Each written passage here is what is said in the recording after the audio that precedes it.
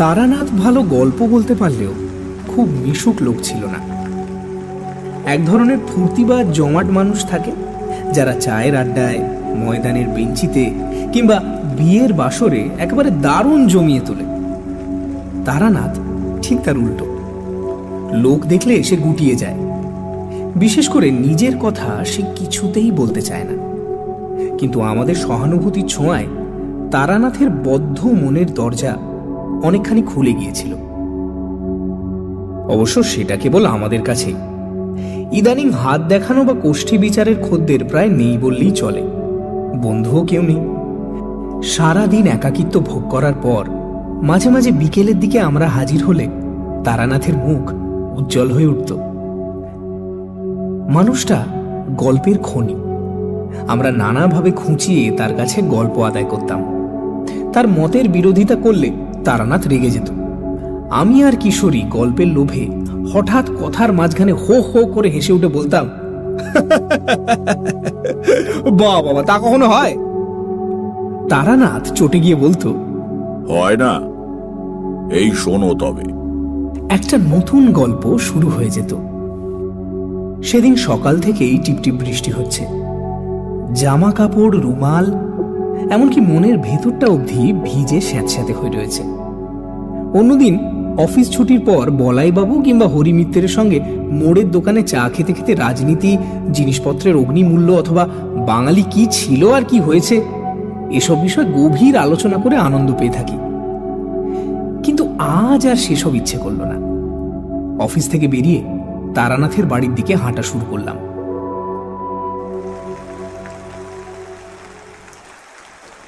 পৌঁছে দেখি কিশোরী সেন আমার আগেই এসে বসে আছে।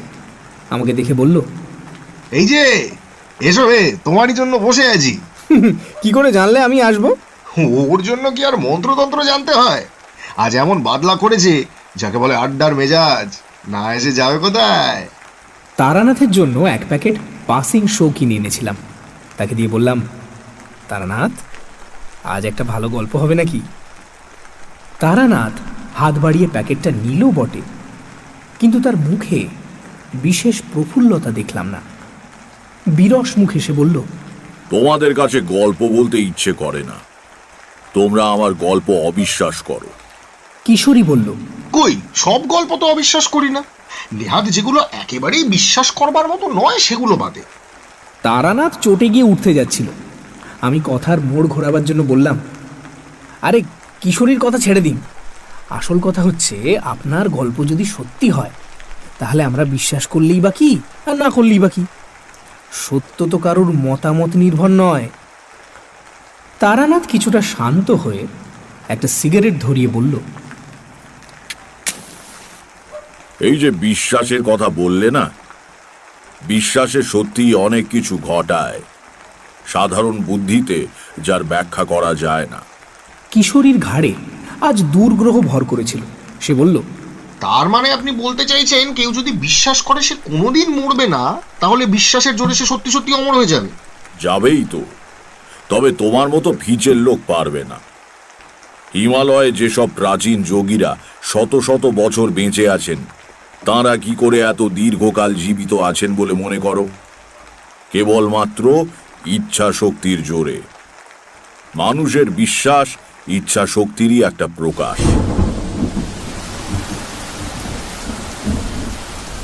এমন সময় বাইরে আবার ঝমঝম করে বৃষ্টি নামল।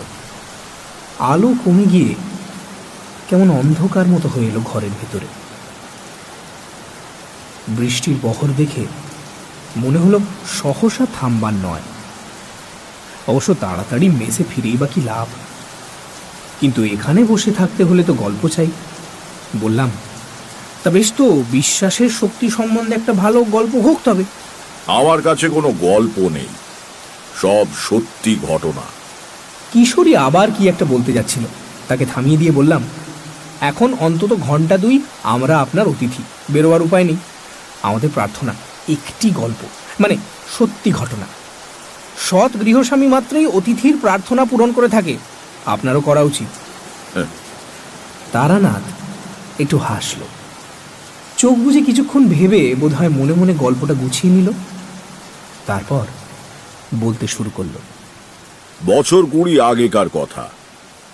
এক শিষ্য বাড়ি থেকে সস্তয়ন করে ফিরছি।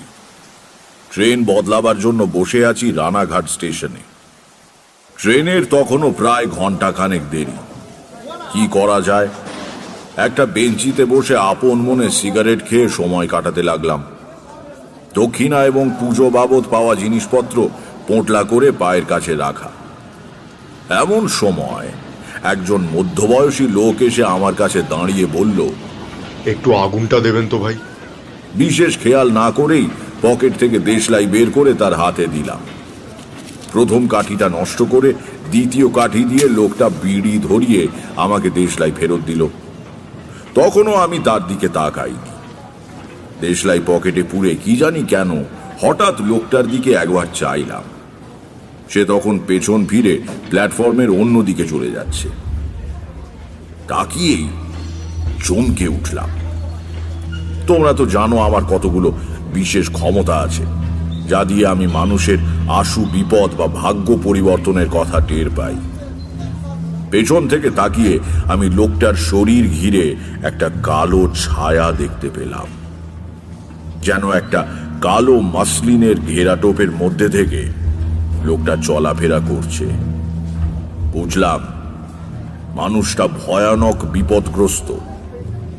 পায়ের কাছ থেকে পোঁটলাটা হাতে নিয়ে আমি দ্রুত পায়ে তার পেছনে এগিয়ে গেলাম। প্ল্যাটফর্মের একটা অপেক্ষাকৃত নির্জন জায়গায় দাঁড়িয়ে লোকটি অন্যমনস্কভাবে লাইনের ওপারে তাকিয়েছিল। আস্তে করে ডাকলাম, শুনছেন ভাই? ভদ্রলোক ভয়ানক চমকে উঠে আমার দিকে তাকালেন। দেখলাম বছর 40 বয়সের একজন মানুষ। উদ্বেগে ও চিন্তায় মুখটা শুকিয়ে গেছে। গালে 5-6 দিনের না কামানো খোঁচা খোঁচা দাড়ি, শার্টের একটা বোতাম ভুল করে লাগানো। ভদ্রলোক বিস্মিত গলায় বললেন, আমাকে কিছু বলছেন কি? একটু বিপদে পড়লাম। কেন ডেকেছি তা ভদ্রলোককে কিভাবে বলা যায়? একজনকে তো আর হঠাৎ বলা যায় না, ও মশাই আপনার খুব বিপদ, কারণ আপনার চারদিকে একটা কালো ছায়া দেখা যাচ্ছে। সময় নেবার জন্য বললাম, আপনার সঙ্গে কয়েকটা কথা ছিল, একটু এদিকে আসবেন? কিন্তু আপনাকে তো ঠিক না, আপনি আমাকে চেনেন না। আসুন, ওই চায়ের দোকানটায় এক ভাঁড় চা খেতে খেতে গুছিয়ে বলছি। আসলে আমি যা বলতে চাই এক কথায় বলা সম্ভব নয়। যে কোনো কারণেই হোক এই সময় চায়ের স্টলে বিশেষ ভিড় ছিল না। ভদ্রলোককে একটা বেঞ্চিতে বসিয়ে 2 কাপ চায়ের অর্ডার দিলাম। ভদ্রলোক উসখুস করছিলেন, বললেন, কই কি বলবেন বলছিলেন, কি ব্যাপার বলুন তো? কোনো ভূমিকা না করেই বললাম, আমি একটু আধটু জ্যোতিষ ইত্যাদি চর্চা করি। আপনি যখন আমার কাছে দেশলাই চাইলেন, আমার হঠাৎ কেন যেন মনে হলো আপনার খুব বিপদ। সত্যি কি তাই? আমাকে খুলে বললে আমি হয়তো আপনার কাজে লাগতে পারি। আমার বিশেষ ক্ষমতার কথাটা আর বললাম না। প্রথমেই সে কথা বললে আমাকে হয় পাগল নয়তো ঠগ মনে করবে। ভদ্রলোক একটু সন্দিগ্ধ চোখে আমার দিকে তাকিয়ে আছেন। এবার ভালো করে দেখে বুঝলাম মানুষটা বেশ বুদ্ধিমান, কিন্তু সাম্প্রতিক দুঃসময় এবং উদ্বেগ তার মুখের স্বাভাবিক ঔজ্জ্বল্যের ওপর ছায়া ফেলেছে। আজকাল সময় খারাপ, নানা রকম ধান্দাবাজ লোক চারদিকে ঘুরছে। এমন অবস্থায় আমাকে হঠাৎ বিশ্বাস করতে না পারাই সম্ভব। কিন্তু মনের যে জোর থাকলে লোকে কোনো কিছুকে দৃঢ়ভাবে অস্বীকার করতে পারে, বর্তমানে সে মনের জোর তার নেই। অসহায়ভাবে ভদ্রলোক আমার দিকে চেয়ে বসে রইলেন। হেসে বললাম, ভয় নেই, আমি ঠকজোচ্চোর নই। আমার একটা বিশেষ ধরনের ক্ষমতা আছে, তা দিয়ে আমি অনেক কিছু আগে থেকে বুঝতে পারি। আমার গুরুর আদেশ ছিল কারো বিপদ বুঝতে পারলে এগিয়ে গিয়ে সাহায্য করা। তাই আপনাকে দেখে। কি ধরনের বিশেষ ক্ষমতা? এই যেমন ধরুন, আপনাকে দেখে বুঝতে পারছি আপনার জন্ম চৈত্র মাসে 7 থেকে 10 তারিখের মধ্যে। আপনার নামের আদ্যক্ষর ক। গত 3-4 দিনের মধ্যে আপনি বেশ বড় রকমের একটা অগ্নি ভয় থেকে রক্ষা পেয়েছেন। আর আর আর কি বলবো, বলুন। গত বছর আপনার কর্মস্থলে আপনাকে নিয়ে যে গোলমাল হয়েছিল, তাতে বিচারে আপনি রেহাই পেয়ে গেলেও দোষটা কিন্তু আপনারই ছিল। ভদ্রলোক মাথা নিচু করে শুনছিলেন। মুখ তুললে দেখলাম তার চোখে জল। আস্তে আস্তে বললেন, আগে হ্যাঁ, দোষ আমারই ছিল। কেউ জানে না সে কথা, আমার স্ত্রীও না। কিন্তু কিন্তু বিশ্বাস করুন, নিতান্ত বাধ্য হই আমি। 3000 টাকা, ঠিক তো? আগে হ্যাঁ, আপনি সবই জানতে পেরেছেন দেখছি। আপনার ক্ষমতায় আর আমি অবিশ্বাস করছি না। স্ত্রীর অসুখে বাধ্য হয়ে তাকে বাঁচাবার জন্য টাকাটা নিতে হয়েছিল। ভেবেছিলাম কেউ টের পাওয়ার আগেই দেশের জমি জমা বিক্রি করে আবার পুড়িয়ে দেব, কিন্তু তার আগেই অডিট বসলো, ঘাটতি ধরা পড়ে গেল। আমি বহু পুরনো বিশ্বস্ত কর্মচারী, আমাকে কেউ সন্দেহ করলো না। অন্য কারো ঘাড়ে দোষ পড়লে হয়তো আমি এগিয়ে গিয়ে অপরাধ স্বীকার করতাম, কিন্তু তাও হলো না। যথেষ্ট প্রমাণের অভাবে টাকাটা বাজে খরচের খাতে লিখে রাখা হলো। তারপর ভদ্রলোক আমার দিকে পূর্ণ দৃষ্টিতে তাকিয়ে বললেন, আপনার কাছে সব স্বীকার করে যেন বাঁচলাম। এতদিন মনে পাপবোধ পুষে রাখা, সে যে কি কষ্ট, কি কষ্ট। ধুতির খুঁটে মুখ মুছে আবার বললেন, হ্যাঁ, গত পরশুদিন আগুনের হাত থেকে বেঁচেছি বটে। আমার স্ত্রী পুত্র বর্তমানে দেশের বাড়িতে রয়েছে, যেখানে আমি এখন যাচ্ছি। নিজে রান্না করে খাওয়ার অভ্যেস নেই, বুঝলেন। হোটেলে খেলে আমার শরীর খারাপ হয়, তাই যা হোক দুটো ভাতে ভাত ফুটিয়ে নেব বলে স্টোভ জেলে চাল বের করতে পেছন ফিরেছি, আর মশাই ধুতিতে লেগে গিয়েছে আগুন। কি ভাগ্য, সে সময় আমার এক বন্ধু এসে হাজির আড্ডা দিতে। সে বিছানার মোটা চাদর চেপে ধরে আগুন নেভায়। তাও তাও দেখুন না কতখানি পুড়ে গিয়েছে। এই যে, এ দেখুন। ডান পায়ের থেকে কাপড় সরিয়ে নিতেই দেখলাম পায়ের গুলি থেকে উরুর পেছন অবধি ভেজা ন্যাকড়ার ফেটটি বাঁধা। চায়ের দোকানের ছেলেটা এসে শূন্য কাপ দুটো নিয়ে গেল। তাকে বললাম আর 2 কাপ চা দিতে। সিগারেটের প্যাকেট বের করে নিজে ধরালাম, ভদ্রলোককেও দিলাম। তা সিগারেটে গোটা কয়েক লম্বা টান দিয়ে তিনি বললেন,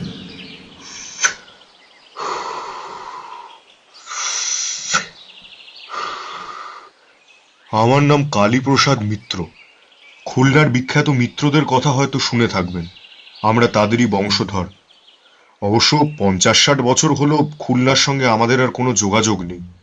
ঠাকুরদা কর্ম উপলক্ষে এদিকে চলে আসেন, সেই থেকেই আর কখনো দেশে ফিরে যাওয়া হয়নি। আবার চা এলো। গরম চায় চুমুক দিয়ে কালীপ্রসাদ বললেন, নদিয়া জেলার উত্তর প্রান্তে কিছু ভূসম্পত্তি কিনে ঠাকুরদা বসবাস শুরু করেন। ব্যবসা করতেন কলকাতায়, মাঝে মাঝে গ্রামে এসে থাকতেন। তিনি ছাড়া বাড়ির লোকজন গ্রামেই থাকত। বন্দরে যেসব জাহাজ এসে ভেড়ে তাতে কাঁচা আনাজ যোগান দেবার ব্যবসা করতেন ঠাকুরদা। বিলক্ষণ 2 পয়সা করেছিলেন, কিন্তু বহু প্রতিদ্বন্দ্বী জোটায় তার জীবদ্দশাতেই সে ব্যবসা নষ্ট হয়ে যায়। চেনাশুনো কাকে যেন ধরে বাবাকে এক সাহেবী ফার্মে চাকরিতে ঢুকিয়ে দেন। বাবা অবসর গ্রহণ করার পর সেই চাকরি আমি পেয়েছি। কতদিন হলো বাবা রিটায়ার করেছেন? তা বছর 20 তো বটেই। বাবার বয়স এখন প্রায় 80, কিন্তু বেশ ভালো স্বাস্থ্য, অসুখ বিসুখ কিছুই নেই, কেবল চোখে একটু কম দেখেন। যা হোক, যা বলছিলেন বলে যান। জ্ঞাতিদের শত্রুতায় ঠাকুরদাকে খুলনা ছেড়ে আসতে হয়েছিল। আসবার সময় দেশের সম্পত্তির বিশেষ কিছুই আনতে পারেননি। নগদ সামান্য টাকা যা ছিল তাই দিয়েই কলকাতার ব্যবসা শুরু করেন। কেবল প্রাণের চেয়েও প্রিয় একটি জিনিস বয়ে নিয়ে আসেন। কি জিনিস? একটি অষ্ট ধাতুর তৈরি কালী মূর্তি, আমাদের গৃহদেবী। 4-5 পুরুষ ধরে এই মূর্তি আমাদের পরিবারে পুজো পেয়ে আসছে। ঠাকুরদার বাবা, মানে আমার প্রপিতামহ, তিনি ছিলেন তন্ত্র সাধক, আজীবন সাধনা করে তন্ত্রের বিভিন্ন শাখায় সিদ্ধি লাভ করেছিলেন বলে শোনা যায়। তার জীবনের শেষ দিকে একবার গ্রহ নক্ষত্রের কি এক বিচিত্র সংস্থান এবং অমাবস্যা একসঙ্গে পড়ে। তেমন যোগ নাকি 100 বছরেও একটা বড় আসে না। সেই বিশেষ অমাবস্যার রাত্রিরে আমার প্রপিতামহ সারা রাত জেগে তন্ত্রের এক গূঢ় প্রক্রিয়া সাধন করেন। শেষ রাত্রে হোমকুণ্ডে পূর্ণাহুতি দিয়ে একটা গোল লোহার কৌটোয় পুজোর উপাচার থেকে কি একটা জিনিস পুড়ে কৌটোটা প্রপিতামহর হাতে দিয়ে বলেন, এই নাও, রাখো। এই যা করে দিয়ে গেলাম, আমাদের বংশে আর হঠাৎ কারো কোনো বিপদ হবে না। সত্যি তারপর থেকে আজ পর্যন্ত এই কৌটোটা আমাদের সব আপদে বিপদে রক্ষা করে এসেছে। কারো অসুখ বিসুখ হলে এই মা কালীর কৌটো তার মাথায় বুকে ঠেকিয়ে দিলে সে ভালো হয়ে ওঠে। ডাক্তার জবাব দিয়ে গিয়েছে এমন মরণাপন্ন রোগীকেও মা কালীর কৌটোর প্রভাবে সেরে যেতে দেখেছি। সেও না হয় কাকতালীয়, কিন্তু কে একবার কৌটোর মহিমা নিয়ে উপহাস করায় বাবা সাপুড়েদের সদ্য ধরা বিষাক্ত গোখরো সাপের সামনে কৌটোটা ধরেন। ছোটবেলার ঘটনা হলেও আমার পরিষ্কার মনে আছে, সাপটা সঙ্গে সঙ্গে মাথা নিচু করে গুটিয়ে এতটুকু হয়ে পড়ে রইল, জোঁকের মুখে নুন পড়লে যেমন হয়। ভাবতে পারেন? এটা কিন্তু দ্রব্যগুণ হতে পারে। ঠিক, দ্রব্যগুণে সাপ বশীভূত হয়, কিন্তু লোহার কৌটো ফুটো করে দ্রব্যগুণ বের হবে কি করে সেটা বলতে পারেন? যথার্থ কথা বললাম, বলে যান। যাই হোক, বিগত 3 পুরুষ ধরে আমাদের পরিবারের ভালো মন্দর ব্যাপারে আমরা মা কালীর কৌটোর উপর নির্ভর করে থাকি। তবু তো আমি আধুনিক লোক, বাস করি আধুনিক কলকাতায়। আমার বিশ্বাস হয়তো অতটা দৃঢ় নয়, কিন্তু বাবা প্রাচীন মানুষ, ডাক্তার উকিলের চেয়ে এই কৌটোর ওপর তার নির্ভরতা বেশি। মাস 4 আগে কলকাতার বাসায় আমার বড় ছেলের খুব অসুখ হয়। ছেলে মরণাপন্ন হয়ে পড়ে। সেই সময় আবার আমার অফিসে অডিট বসেছে, টাকাটার বিষয় নিয়ে হইচই হচ্ছে। ভেতরে বাইরে আমি তখন খুব বিপন্ন। টাকার ব্যাপার বাবা জানতেন না, কিন্তু নাতির অসুখের খবর পেয়ে আমার এক খুড়তুতো ভাইয়ের হাত দিয়ে মা কালীর কৌটোটা কলকাতায় আমার কাছে পাঠিয়ে দেন। কৌটোর মহিমাতেই কিনা জানি না আমার ছেলেটি সেরে ওঠে, আর আমার অফিসের গোলমালও মিটে যায়। একটু থেমে কালীপ্রসাদ বললেন, কিছু মনে করবেন না, আমাকে আরেকটা সিগারেট দেবেন? সিগারেট ধরিয়ে ঘন ঘন টান দিয়ে প্রায় অর্ধেক করে আনবার পর কালীপ্রসাদ আবার বলতে শুরু করলেন,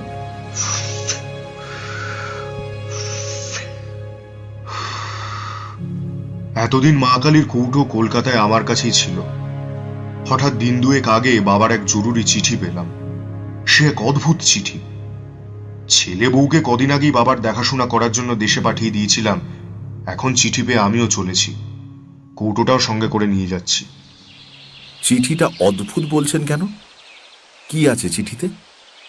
উত্তরে কালীপ্রসাদ কাঁধের ঝোলা থেকে একটা খাম বের করে আমার হাতে দিয়ে বললেন, নিজেই পড়ে দেখুন। বয়স্ক মানুষের ঈষৎ কম্পিত হস্তাক্ষরে লেখা চিঠি। স্নেহের কালীপ্রসাদ, আশা করি মঙ্গলময়ের কৃপায় কুশলী আছো। এক বিচিত্র ঘটনার সম্মুখীন হইয়া তোমাকে এই পত্র দিতেছি। আজ কয়েকদিন হইল আমাদের বাটিতে নানা অলৌকিক এবং ভৌতিক উপদ্রব আরম্ভ হইয়াছে।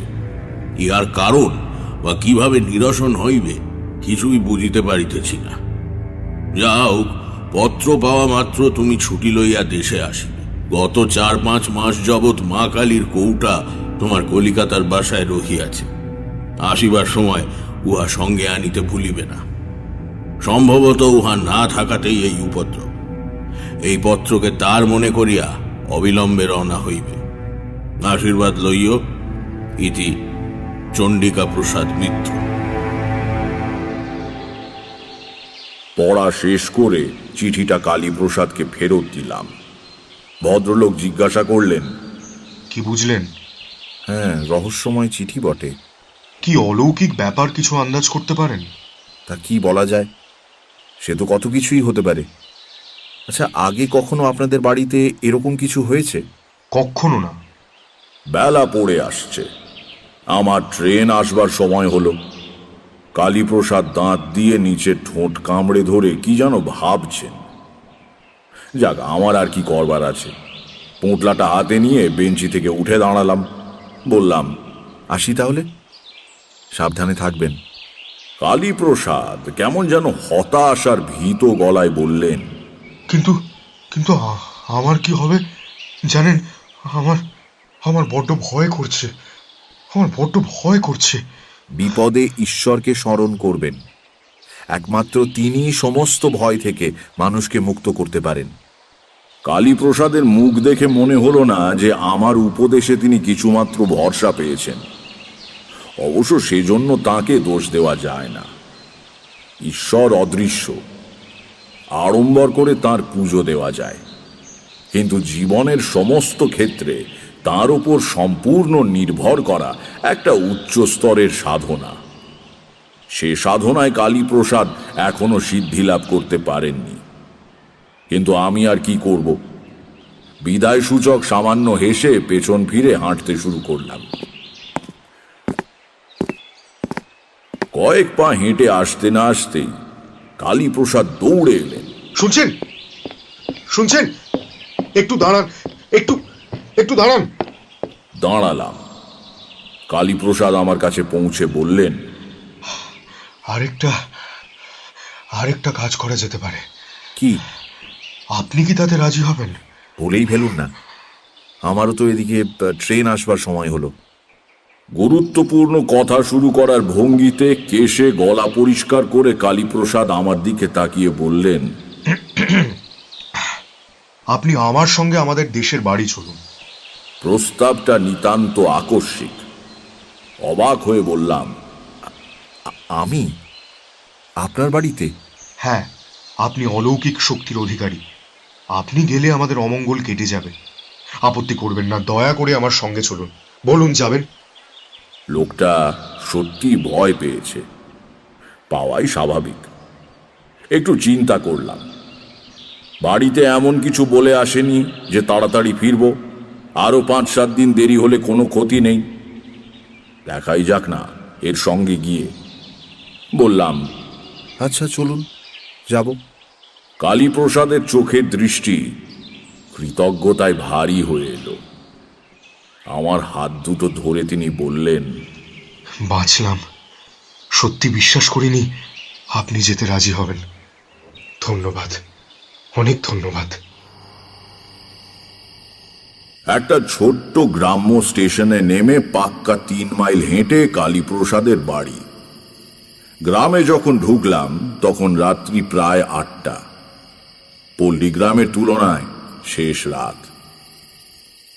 কৃষ্ণপক্ষের সুমুখ অন্ধকার রাত্রির পঞ্চমীর রাঙা চাঁদ পূব দিগন্তের নিচে থেকে চালতে গাছের পেছন দিয়ে এক অলৌকিক গোলকের মতো উঠে আসছে। গ্রামের প্রায় শেষের দিকে আম জাম গাছে ঘেরা নির্জন বাড়ি, পাঁচিল দিয়ে ঘেরা। সদর দরজায় শেকল নাড়তে একটু বাদে দরজার ফাঁক দিয়ে লণ্ঠনের আলো দেখা গেল, কিন্তু কারো সাড়া শব্দ নেই। যেন ভেতরে যে দাঁড়িয়ে সে সাহস করে দরজা খুলতে পারছে না। কালীপ্রসাদ হেঁকে বললেন, অভিরাম নাকি? দরজা খোল। অভিরাম, দরজা খোল।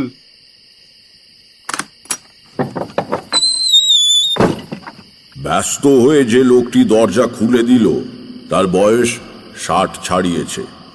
মাথায় কাঁচা পাকা চুল, পরনে খাটো ধুতি, খালি গা। তার সরল মুখে বিশ্বস্ততার ছাপ। কালীপ্রসাদ বললেন, ঠাকুরমশাই, এ হচ্ছে অভিরাম। পুরনো লোক, আমাকে কোলে করে মানুষ করেছে ছোটবেলায়। কিরে, দরজা খুলছিলি না কেন? অভিরামের সরল মুখে ভয়ের স্পষ্ট চিহ্ন ফুটে উঠল। সে বলল, বাবু, বাড়িতে যা কাণ্ড, দরজা হঠাৎ খুলতে সাহস হয় না বাবু। সে কি রে, কেন? কি হচ্ছে বাড়িতে? এর উত্তর অভিরামের দিতে হলো না। আমাদের পেছনে আমবাগানে অন্ধকারের মধ্যে গাছের পাতার সরসর শব্দ উঠল, যেন গাছের একটা ডাল ধরে কেউ খুব জোরে ঝাঁকাচ্ছে। আমরা দুজন অবাক হয়ে সেদিকে ফিরে তাকাতেই অভিরাম বলল, বাবু, ওই ওই দেখেছেন তো, ওই আবার শুরু হলো নানান উপদ্রব। সত্যি তো, কিসে নাড়াচ্ছে অত মোটা ডালটাকে? মানুষের পক্ষে তো সম্ভব নয়। তাহলে সাঁই করে কি একটা জিনিস গাছের ওপর থেকে আমাদের দিকে ছুটে এলো। সহজাত সংস্কারের বশে কালীপ্রসাদ কোমর থেকে শরীর সামনের দিকে ঝুঁকিয়ে ফেলেছিলেন, জিনিসটা ঠক করে পাঁচিলে লেগে মাটিতে পড়ে গেল। নইলে এই আঘাতেই কালীপ্রসাদের পঞ্চত্ব প্রাপ্তি ঘটত। লণ্ঠনের ম্লান ঘোলাটে আলোয় দেখলাম মাটিতে পড়ে আছে একটা 10 ওজনের পাথরের টুকরো। বললাম, আপনারা দুজনে ভেতরে চলে যান। বাড়িতে টর্চ আছে? আগে না। কেন? আমি একবার ওই গাছটার কাছে যাব। দাও হে অভিরাম, তোমার লণ্ঠনটাই দাও। কালীপ্রসাদ বিচলিত হয়ে বললেন, না না, একা যাবেন না। দেখলেন তো আপনি কি করছেন। কি? আমার কিছু হবে না, আপনি ভেতরে যান। আমি জানতাম মধুসুন্দরী দেবীর কৃপায় কোনো নিম্ন শ্রেণীর প্রেত আমার কোনো ক্ষতি করতে পারবে না। পাথরটা কালীপ্রসাদকে লক্ষ্য করেই নিক্ষিপ্ত হয়েছিল, আমাকে নয়। লণ্ঠন হাতে বাগানের মধ্যে গিয়ে দাঁড়ালাম। চারদিক নিঝুম, কোথাও গাছের একটি পাতা অবধি নড়ছে না। মনে হলো সামনের মোটা গুঁড়িওয়ালা আম গাছটার ওপর থেকেই পাথরটা ছুটে গিয়েছিল। লণ্ঠনটা তুলে ধরে ওপর দিকে দেখবার চেষ্টা করলাম, কিন্তু কিছু দেখা গেল না। কিন্তু আমার মনের মধ্যে একটা আশ্চর্য অনুভূতি হলো। মনের একেবারে গভীরে হঠাৎ যেন কে একটা কল বিগড়ে দিল। আমার হাত পা অবশ হয়ে আসছে, সজ্ঞান চৈতন্য নিভে আসতে চাইছে তেলহীন প্রদীপের মতো। আর আমি যেন এক পাও হাঁটতে পারবো না। সমস্ত দেহে মনে কি অস্বস্তি সে ভাষায় বোঝানো যাবে না। নিজের ক্ষমতার ওপর অগাধ বিশ্বাস নিয়ে একা এখানে এসেছিলাম, এবার আমার অকস্মাৎ ভয় করতে লাগলো। মৃত্যু ভয় নয়, যে কোনো কারণেই হোক সে ভয় আমার কোনোদিনই হয়নি। কোনো অজানা শক্তির মুখোমুখি হতে গেলে যে ভয় হয়, সেই রকম। বিশ্রী একটা গন্ধে ভরে গিয়েছে চারদিক। প্রতি নিঃশ্বাসে গন্ধটা একেবারে ফুসফুসের ভেতর অবধি চলে গিয়ে যেন শরীরকে অপবিত্র করে দিচ্ছে। মনকে স্থির করে আমি মধুসুন্দরী দেবীর ধ্যান মন্ত্র আবৃত্তি করতে লাগলাম। প্রায় সঙ্গে সঙ্গেই পরিবেশ থেকে দুর্গন্ধ দূর হয়ে গেল, মনের বল ফিরে পেলাম। দরজা খোলাই ছিল। ভেতরে ঢুকে দেখি উঠোনের ওপারে বারান্দায় বাড়ির সবাই জড়ো হয়ে শঙ্কিত চোখে তাকিয়ে আছে। আমি ঢুকতেই কালীপ্রসাদ বললেন, এই তো ঠাকুর মশাই। আমরা যা ভয় পেয়ে গিয়েছিলাম। কালীপ্রসাদের কাঁধে হাতের ভর রেখে যিনি দাঁড়িয়ে আছেন, আন্দাজে বুঝলাম তিনিই চণ্ডিকা প্রসাদ। ফর্সা মানুষ, দীর্ঘদেহী, দেখে বোঝা যায় এককালে খুবই সুপুরুষ ছিলেন। অগোছালো ধরনের ধুতি পরা। বারান্দায় উঠে লণ্ঠনটা নামিয়ে রাখলাম। চণ্ডিকা প্রসাদ এগিয়ে এসে বললেন, কালী আমাকে এতক্ষণ আপনার কথা বলছিল। আপনি যে কষ্ট করে এসেছেন। ও কথা বলবেন না, আপনি আমার বাবার বয়সী। চণ্ডিকা প্রসাদ আমার হাত দুটো ধরে বললেন, তাতে কি, আপনি বর্ণশ্রেষ্ঠ সাধক মানুষ। আপনি এসেছেন, এবার আমার বাড়ির অমঙ্গল কেটে যাবে। কঠিন রোগীর বাড়ি বিলেত ফেরত ডাক্তার গেলে বাড়ির লোকে যেমন বলে। আমার যা সাধ্য আমি করব মিত্রমশাই, নইলে আমি আসতাম না। আমাদের বাড়িতে কেন এমন হচ্ছে কিছু বুঝতে পারছেন ঠাকুর মশাই? কিছু কিছু বুঝতে পেরেছি বই কি। পিতা পুত্র দুজনেই বলে উঠলেন। কি কি বুঝেছেন? কি বুঝছেন? এখন না, আগে আপনাদের কথা শুনেনি, তারপর বলবো। চণ্ডিকা প্রসাদ ব্যস্ত হয়ে বললেন, হ্যাঁ হ্যাঁ, চলুন, হাত মুখ ধুয়ে বসে সব শুনবেন। ওরে ও অভিরাম, ঠাকুর মশাইকে জল দে। দক্ষিণ দিকে বড় বড় জানলাওয়ালা একটা ঘরে আমার থাকবার ব্যবস্থা হয়েছিল। একটু সুস্থ হয়ে সেখানে বসে চণ্ডিকা প্রসাদের বিবরণ শুনলাম। চণ্ডিকা প্রসাদ বললেন, আমার জীবনে কখনো এমন অভিজ্ঞতা হয়নি ঠাকুর মশাই। দিন 15-20 আগে এক রাত্রিরে শুরু। খেতে বসেছি সবে, রাত 10টা কি 10:30 হবে। হঠাৎ বাইরে শোঁ শোঁ আওয়াজ করে একটা ঘূর্ণি হাওয়া মতো উঠল। আমরা অবাক। ঝড় বৃষ্টির সময় নয়, আকাশে মেঘ নেই, এমন বাতাস উঠল কোত্থেকে। সেই বাতাসের দাপটেই রাজ্যের ধুলোবালি এসে আমার ভাতে পড়ল। মনটা যেন কেমন হয়ে গেল। আমরা সেকেলে মানুষ, লক্ষণ অলক্ষণ মানি, আর না খেয়ে উঠে পড়লাম। সারা রাত ভালো ঘুম হলো না। বিছানায় এপাশ করতে করতে রাত শেষ হয়ে গেল। সকালে উঠে গাড়ু হাতে বাগানে যাচ্ছি, দেখি সদর দরজার কাছে দুটো মরা পাখি পড়ে আছে। প্রথমে ভাবলাম গত রাত্রিতে যে বাতাস উঠেছিল তারই ঝাপটায় বোধহয় মারা পড়েছে। ভালো করে লক্ষ্য করে দেখি তা নয়, কে যেন পাখি দুটোর ঘাড় মুচড়ে ঘুরিয়ে দিয়েছে। ঝড়ে তেমন হতে পারে না। বাড়ির সবাই দেখলে ভয় পাবে বলে হাতে করে মরা পাখি দুটোকে ঝুলিয়ে নিয়ে গিয়ে দূরে ফেলে দিলাম। একটু দম নিয়ে চণ্ডিকা প্রসাদ বললেন, এই হলো শুরু। মাঝে মাঝেই উল্টোপাল্টা বাতাস দেয়, বাড়ির জিনিসপত্র হুড়মুড় করে পড়ে যায়, অদ্ভুত গোঙানির শব্দ শোনা যায় বাড়ির চারপাশে। এসব কিন্তু আমার বাড়ির এবং চারদিকের কিছুটা জায়গায় ঘটে।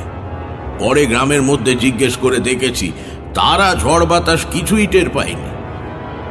কেন এমন হচ্ছে কিছুই বুঝতে পারছি না। আপনি কি বলেন ঠাকুর মশাই? চণ্ডিকা প্রসাদের দিকে তাকিয়ে বললাম, আপনার বাড়িতে কোনো প্রেতের উপদ্রব হচ্ছে না, অন্তত যে অর্থে আমরা প্রেত কথাটা ব্যবহার করি সে অর্থে নয়। ভদ্রলোক অবাক হয়ে বললেন, তাহলে? ব্যাপারটা আপনাকে বোঝানো একটু কঠিন হবে। আমাদের এই মানুষের জগতের মতোই আরো বহু জীব লোক আমাদের চারদিকে সর্বদাই বর্তমান। তারা ঠিক ভূত বা প্রেত নয়, তারাও এক ধরনের জীব, হয়তো মানুষের চেয়ে অন্যরকম। তাদের মন, চিন্তা, আচার ব্যবহার সবই মানুষের থেকে আলাদা। আমাদের বিচারে হয়তো অমানুষিক। সে জগতের সমস্ত পদার্থই আমাদের কাছে অদৃশ্য ও অস্পর্শযোগ্য। বস্তুত একই স্থান অধিকার করেও এই দুই জগৎ একে অপরের কাছে অস্তিত্বহীন। কিন্তু মাঝে মাঝে প্রকৃতির কোনো আশ্চর্য খেয়ালে এই ছায়া জগৎ আমাদের জগৎটাকে স্পর্শ করে। এখানে ঠিক তাই হয়েছে। আমরা কোনোভাবে তাদের দুনিয়াতে ঢুকে পড়েছি। সেটা তাদের পছন্দ না হলে তাদের দোষ দেওয়া যায় না। যা ঘটতে দেখছেন সেটা হচ্ছে আমাদের জাগতিক বস্তুর ওপর তাদের মানসিক শক্তির ক্রিয়া। হয়তো তারা ভাবছে এইভাবে ভয় দেখিয়ে তাদের জগৎ থেকে তারা আমাদের দূর করতে পারবে। বাড়িতে বেড়াল কুকুর ঢুকলে আমরা যেমন ঠেঙিয়ে তাড়াই আর কি। পার্থক্য এই যে এক্ষেত্রে এসবে কোনো কাজ হবে না। পরিবেশে আর একটা বড় রকমের ঝাঁকুনি লাগলে দুটো জগৎ আবার বিচ্ছিন্ন হয়ে যাবে, তার আগে নয়। আমি থামতে চণ্ডিকা প্রসাদ কিছুক্ষণ স্তব্ধ হয়ে বসে রইলেন। তারপর বললেন, এসব আপনি জানলেন কি করে? খুলে বললে বিস্তর কথা বলতে হয়। ইচ্ছে করছিল না। সংক্ষেপে বললাম, আমি জানতে পারি। ওই ঝাঁকুনি না কি বলে, সেটা কি করে দেওয়া যায়? সেটা আপনা আপনি হয়ে যেতে পারে, যেমন করে শুরু হয়েছিল। সস্তয়ন বা স্থান শুদ্ধি গোছের একটা হোমও করতে পারি। কিন্তু আপনাকে সত্যি কথাই বলে রাখা ভালো, এই ধরনের উপদ্রবের কথা আমি গুরুদেবের কাছে শুনেছি মাত্র, নিজের চোখে দেখছি এই প্রথম। এই বিষয়ে আমার বিশেষ কোনো অভিজ্ঞতা নেই। আমার হোমে কতদূর কাজ হবে জানি না। চণ্ডিকা প্রসাদ কি একটা ভাবলেন, তারপর বললেন, তা হোক, আপনি হোমের আয়োজন করুন। আর একটা কথা, যদি কিছু মনে না করেন। না, বলুন আপনি। একটু ইতস্তত করে চণ্ডিকা প্রসাদ বললেন, আপনার ওপরেই যদিও সবকিছু ছেড়ে দিচ্ছি, তবু আমার নিজস্ব বিশ্বাসের জন্য যদি কিছু ক্রিয়াকলাপ করি, তাতে আপনার আপত্তি হবে না তো? না, আমার কি আপত্তি, করুন আপনার যা ইচ্ছে। চণ্ডিকা প্রসাদ ছেলের দিকে তাকিয়ে বললেন, কালী, কৌটোটা এনেছিস তো? হ্যাঁ বাবা, এনে দেবো? নিয়ে আয়। কালী প্রসাদ উঠে পাশের ঘর থেকে মা কালীর কৌটো এনে বাবার হাতে দিলেন। সেটা নিয়ে চণ্ডিকা প্রসাদ আমার দিকে তাকিয়ে বললেন, এটার কথা শুনেছেন বোধহয়? হ্যাঁ, কালীবাবু আসতে আসতে আমাকে বলেছেন। তাহলে তো আপনি সবই জানেন। এই কৌটোর ওপর আমাদের সবার একটা গভীর বিশ্বাস আছে আর কি। তবে বিশ্বাসটা অযৌক্তিক নয়, পরীক্ষিত সত্য। গ্রামে বসন্তের মড়ক লেগে হাহাকার পড়ে গিয়েছিল। এই কৌটো হাতে মা কালীর নাম করতে করতে বাড়ির চারদিকে ঘুরে গণ্ডি কেটে দিয়েছিলাম। অর্ধেক গ্রাম সাফ হয়ে গিয়েছিল, কিন্তু আমাদের বাড়িতে অসুখ ঢোকেনি। আজও তাই করব ভাবছি। কৌটো নিয়ে বাড়ির চারধারে গণ্ডি কেটে দেব। আসবেন আমার সঙ্গে? কালী, তুইও আয়। বাইরে যাবার জন্য সবে উঠে দাঁড়িয়েছি, হঠাৎ বাড়ির ভেতরে হুড়মুড় করে বিকট শব্দ হলো। ধাতব কিছু পড়ে যাওয়ার আওয়াজ। চণ্ডিকা প্রসাদ বললেন, ওই শুরু হলো আবার, চলুন দেখি। ভেতরের বারান্দা থেকে আওয়াজ এসেছিল। সেখানে গিয়ে দেখলাম বাড়ির মেয়ে আর বাচ্চারা বারান্দার অপর প্রান্তে কাঠ হয়ে দাঁড়িয়ে আছে। 10-12 খানা ইট দিয়ে বেদি মতো করে তার উপরে একটা লোহার ড্রাম দাঁড় করানো ছিল চাল রাখবার জন্য। সেটা উল্টে পড়ে চাল ছড়িয়ে পড়েছে চতুর্দিকে। আমরা যখন পৌঁছলাম তখনও ড্রামটা গড়াচ্ছে। আমাদের পায়ের কাছে এসে থেমে গেল।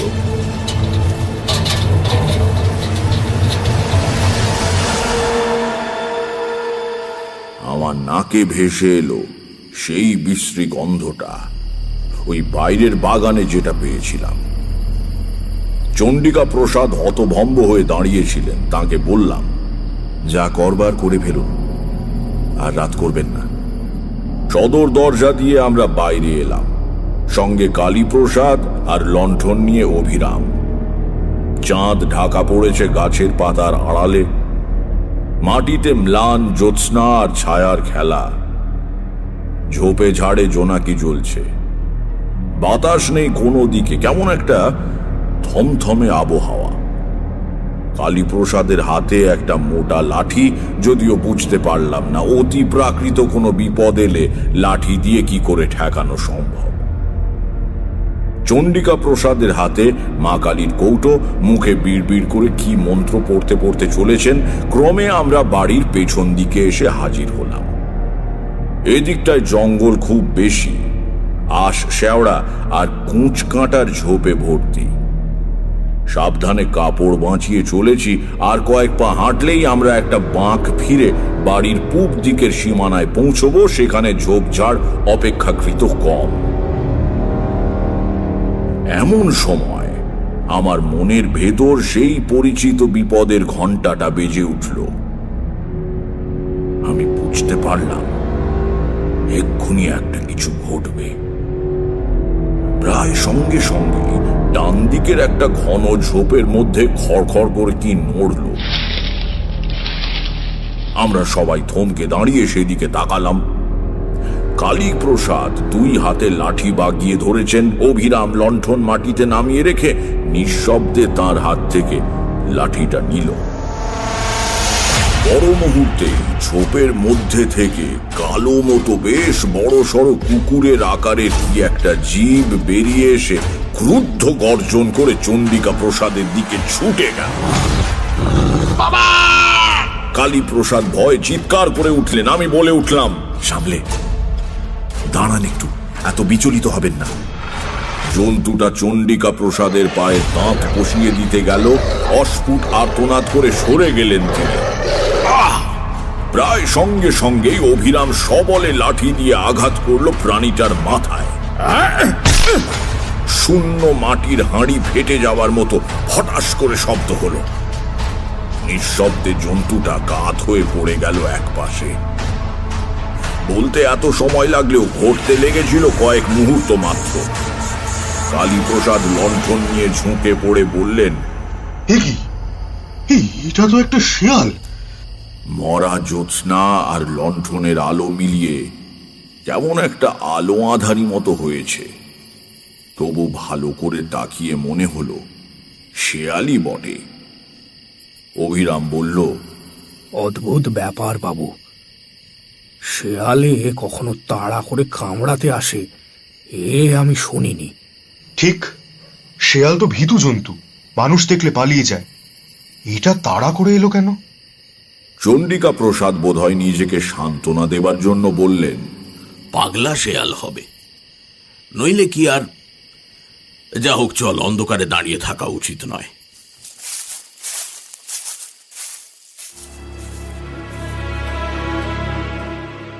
এদিনের গৃহ প্রদক্ষিণের একটা ফল কিন্তু হাতে হাতে দেখতে পেলাম।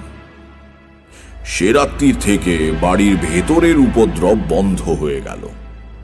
সারা রাত সজাগ হয়ে শুয়ে রইলাম। কাশির শব্দ শুনে টের পাচ্ছিলাম চন্ডিকা প্রসাদও জেগে, কিন্তু সে রাতে আর কোনো উপদ্রব হলো না। পরের দিন সমস্ত ব্যাপারটা অদ্ভুতভাবে মিটে গেল। যে কথা বলবার জন্য এই গল্পের অবতারণা, আমাকে আর যোগ্য করতে হয়নি।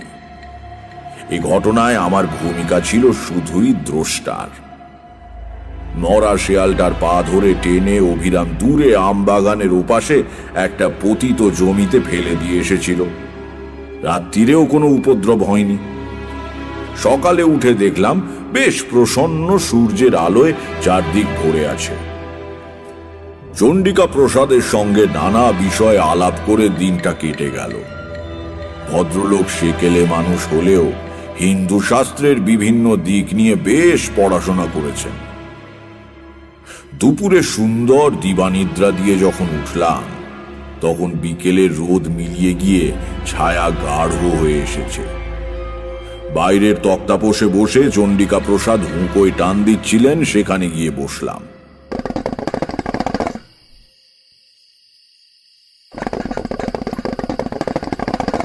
গাড়ু হাতে কালীপ্রসাদ উঠোন পেরিয়ে বাড়ির বাইরের বাগানের দিকে চলে গেলেন।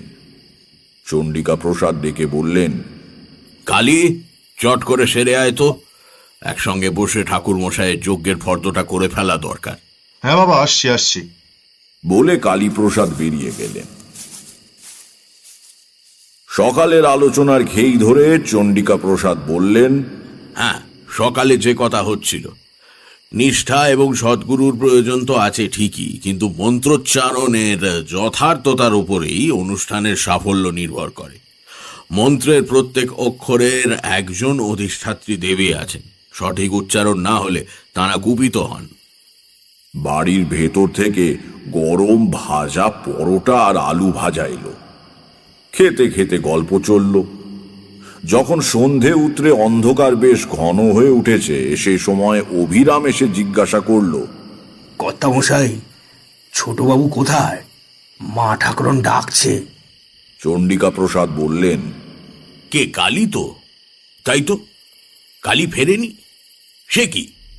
হঠাৎ আমারও খেয়াল হলো কালীপ্রসাদ বহুক্ষণ হলো বাগানে গিয়েছেন বটে, ছোট বড় কোনো প্রাকৃতিক আহ্বানে সাড়া দিতেই এতক্ষণ লাগতে পারে না।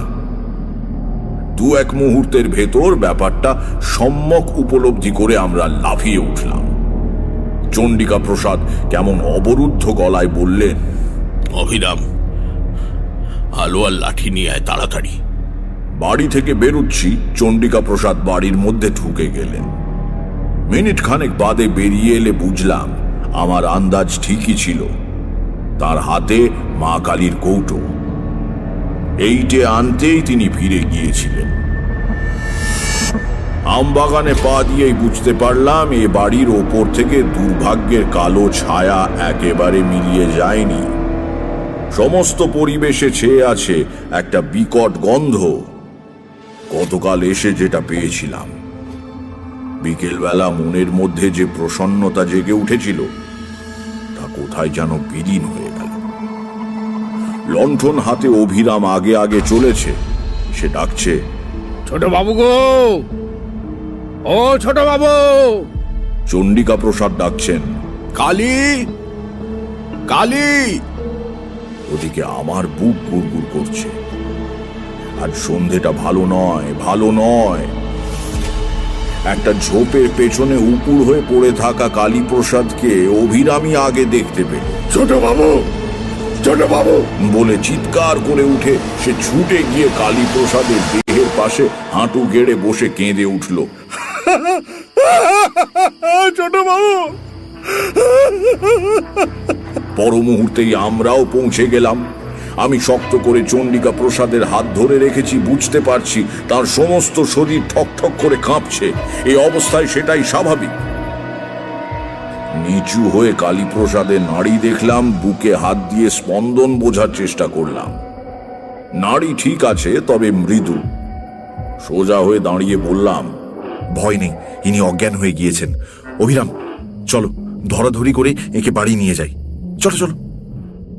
আমরা অজ্ঞান কালীপ্রসাদের দেহ তোলবার জন্য নিচু হয়েছি। হঠাৎ ঠিক গতকালের মতো ঝোপের মধ্যে খসখস শব্দ হলো।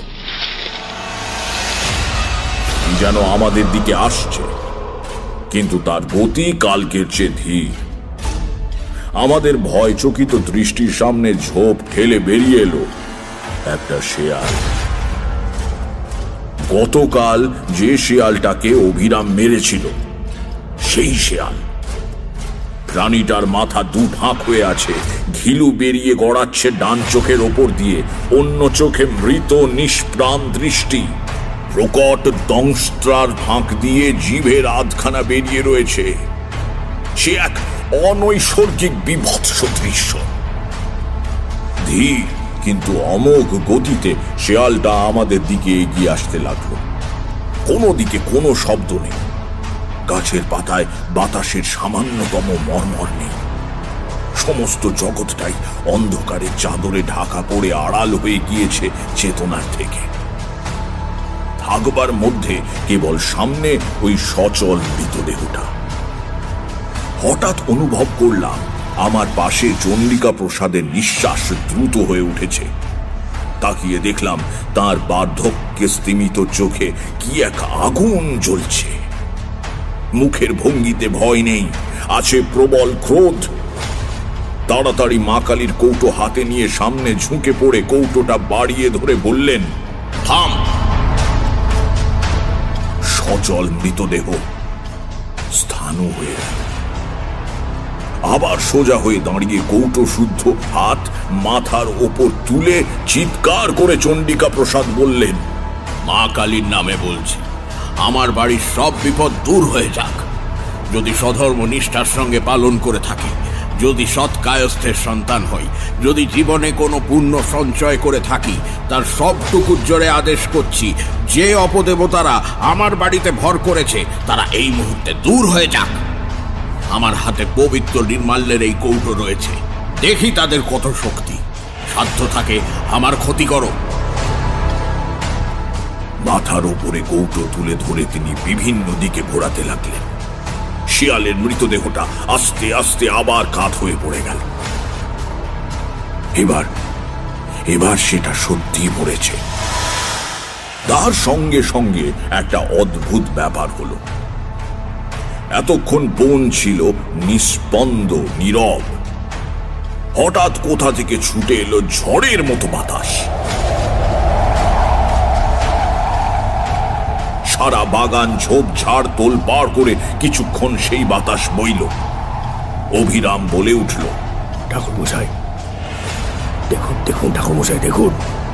তার নির্দেশিত দিকে তাকিয়ে দেখলাম সেখানে গাছপালা একটু কম, পাতার ফাঁক দিয়ে রাত্রির আকাশ দেখা যায়। চাঁদ উঠতে আজ দেরি আছে, কিন্তু অস্পষ্ট তারার আলোয় অন্ধকার অনেকটা তরল। বাতাসের ঘূর্ণির সঙ্গে পাক খেয়ে একটা জমাট অন্ধকারের স্তম্ভ আকাশে অনেকখানি ঠেলে উঠেছে। অন্ধকারের উপাদানে তৈরি অমানসিক এক আকৃতি। পরিচিত কিছুর সঙ্গে তার কোনো মিল নেই। সমস্ত পরিবেশ থেকে, চণ্ডিকা প্রসাদের বাড়ির ওপর থেকে, আম বাগান থেকে বাতাসের সঙ্গে উঠে যাচ্ছে গুঁড়ো গুঁড়ো অন্ধকার। কিছুক্ষণের মধ্যেই অন্ধকারের কালো পিণ্ডটা অনেক ওপরে উঠে গিয়ে আবছা হয়ে মিলিয়ে গেল। তারপরেই বনের বাইরে থেকে ভেসে এলো এক ঝলক বাতাস। বুক ভরে নিঃশ্বাস নেবার মতো সহজ, স্বাভাবিক, মুক্ত বাতাস। কিটকিট করে নিশাচর কীট পতঙ্গেরা ডাকতে শুরু করলো। আমরা কেউ কথা না বললেও বুঝতে পারলাম অমঙ্গলের ছায়াটা একেবারে সরে গিয়েছে। কালীপ্রসাদকেও বয়ে নিয়ে যাবার প্রয়োজন হলো না। এর কিছুক্ষণের মধ্যেই তার জ্ঞান ফিরে এলো।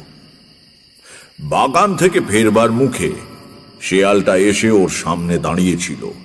ভদ্রলোক স্নায়ুর ওপর এত চাপ সহ্য করতে পারেননি।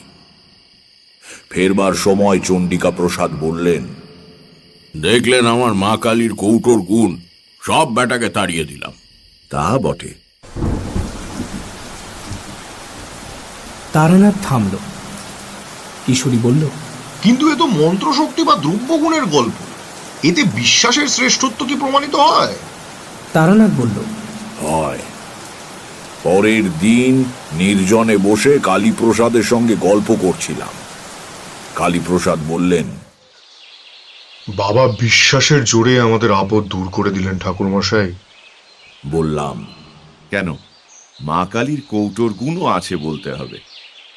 ম্লান হেসে কালীপ্রসাদ বললেন, দাঁড়ান, একটা জিনিস তাহলে আপনাকে দেখাই। একটু পরে হাতে করে মা কালীর কৌটোটা নিয়ে ঘরে ঢুকলেন ভদ্রলোক এবং আমার বিস্মিত দৃষ্টির সামনে ঢাকনাটা খুলে ফেললেন। বাধা দিয়ে বলে উঠলাম, ও কি করছেন? মন্ত্রপুত নির্মাল্য খুলতে নেই, ওতে গুণ নষ্ট হয়ে যায়। কিছু না বলে কালীপ্রসাদ বিছানার ওপরে কৌটোটা উপুর করে ধরলেন। ভেতরে যা ছিল চাদরের উপর ছড়িয়ে পড়ল। ভেতর থেকে বেরুলো কতকগুলো গোল গোল করে পাকানো খবরের কাগজের গুলি। আর কিচ্ছু নেই। অবাক হয়ে বললাম, এ কি, নির্মাল্য কই? নেই। তার মানে? কালীপ্রসাদ মাথা নিচু করে বললেন, মানে আসল কৌটো অনেক দিন আগে হারিয়ে গিয়েছে, এটা নকল। ছেলের অসুখের সময় কলকাতা নিয়ে যাওয়ার পথেই কোথাও পড়ে যায়। বাবা শুনলে অনর্থ করবেন, এই ভয় শিশি বোতলওয়ালার কাছ থেকে 2 পয়সা দিয়ে এই কৌটোটা কিনি। বাবা আজকাল চোখে কম দেখেন, তাকে ঠকানো সহজ। কাজেই বুঝতেই পারছেন, যা হয়েছে তা বাবার বিশ্বাসের জোরেই হয়েছে। আর কেউ জানে এ কথা? শুধু আপনার বৌমা, মানে আমার স্ত্রী, অন্য কেউ না। বাবার বয়স হয়েছে, আর কদিনই বা বাঁচবেন বলুন? খামোখা তাকে দুঃখ দিয়ে লাভ আছে কি ঠাকুরমশাই? তারানাথ থামল। ঘরের মধ্যে স্তব্ধতা। বাইরেও বৃষ্টি ধরে এসেছে। একটা নিঃশ্বাস ফেলে কিশোরী বলল, গল্পটা বেশ। গল্প বানানোয় আপনার একটা স্বাভাবিক দক্ষতা আছে, এটা মানতেই হবে। সিগারেট ধরাতে গিয়ে তারানাথ জ্বলন্ত চোখে কিশোরীর দিকে তাকালো। আমি ব্যাকুল হয়ে উঠে দাঁড়িয়ে কিশোরীর হাত ধরে টানলাম। কিশোরী, কিশোরী, ওঠো ওঠো ওঠো, আবার বৃষ্টি এলে বাড়ি ফেরা মুশকিল হয়ে পড়বে, চলো ওঠো। হ্যাঁ চলো।